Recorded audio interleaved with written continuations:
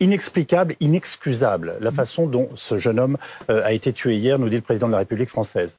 Quand on a déjà la mort de quelqu'un, je pense que ça et d'un jeune de 17 ans, mais 17, 18, 19, 20, la mort de quelqu'un, je pense que déjà, normalement, ça devrait imposer le silence, juste pour commencer. Puis après, quand on a une enquête... Vous vous adressez au président de la République? Mais clairement, mais oui. Et clairement... Vous lui dites de se taire, de ne pas intervenir pour l'instant. Non, je ne dis pas de se taire, je dis simplement qu'à un moment donné, ça doit imposer le silence, et doublement, quand il y a une enquête, ça doit doublement imposer le silence. Et quand on dit qu'il faut respecter la justice, respecter le temps, respecter le travail des forces de l'ordre, mais qu'en même temps, on dit que c'est inexcusable et inexplicable, oui. On donne quand même une sacrée couleur au dossier quand on est président de la République. Donc vous dites que le président de la République tient un double langage?